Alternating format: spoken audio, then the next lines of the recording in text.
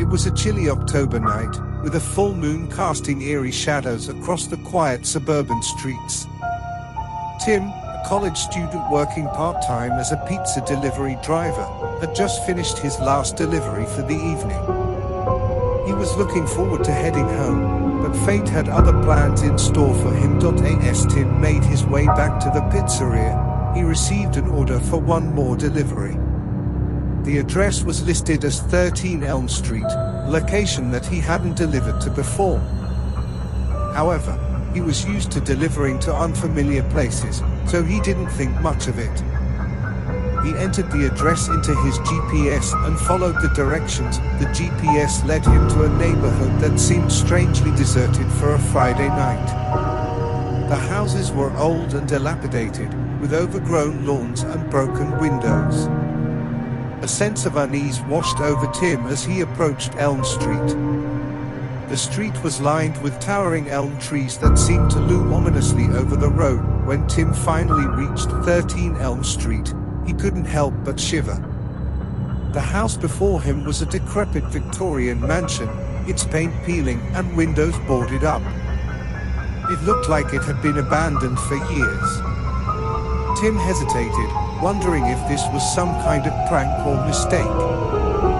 However, the order was legitimate, and he couldn't afford to lose his job. He reluctantly got out of his car and approached the front door, his footsteps echoing in the silent night.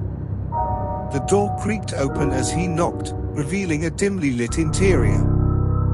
The air was heavy with a musty odor that made Tim's stomach churn. A voice from within the darkness called out, "Come in, the door's unlocked." Tim couldn't see the person who had spoken, but he entered cautiously, holding the pizza box tightly. He followed the voice down a narrow hallway, the floorboards groaning under his feet. As Tim entered the living room, he froze in terror. The room was illuminated by flickering candlelight, revealing a scene that sent shivers down his spine. A group of people dressed in tattered, blood-stained clothing sat in a circle on the floor. In the center of the circle was a pentagram drawn in red chalk, surrounded by strange symbols. The person who had spoken earlier, a gaunt man with wild eyes, turned to Tim and grinned menacingly. "You're just in time for the ritual," he said, his voice dripping with malice. Tim's heart raced as he realized he had stumbled upon something horrifying.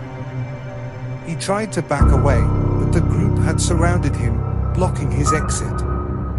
They chanted in a language he couldn't understand, their voices growing louder and more sinister with each passing moment. In a desperate bid to escape, Tim dropped the pizza box and made a run for it. He sprinted through the dark, labyrinthine corridors of the mansion, his heart pounding in his chest. He could hear the cultists pursuing him, their footsteps echoing in pursuit. Miraculously, Tim managed to find a side door that led to the backyard. He burst out into the open air, gasping for breath. He could still hear the chanting and footsteps behind him, but he didn't dare look back. He sprinted through the overgrown yard, jumping over broken statues and fallen branches. Finally, he reached the edge of the property and stumbled onto the street. He didn't stop running until he reached his car, parked a few houses down. He slammed the door shut and peeled out of there, leaving the horrors of 13 Elm Street behind him. When he returned to the pizzeria, Tim was a trembling wreck. He told his manager what had happened, but the police couldn't find any evidence of the cult or the ritual. It was as though 13 Elm Street had vanished into thin air. This day, Tim can't shake the feeling that he narrowly escaped a brush with the supernatural that night. He still delivers pizzas, but he avoids any address that even remotely resembles 13 Elm Street.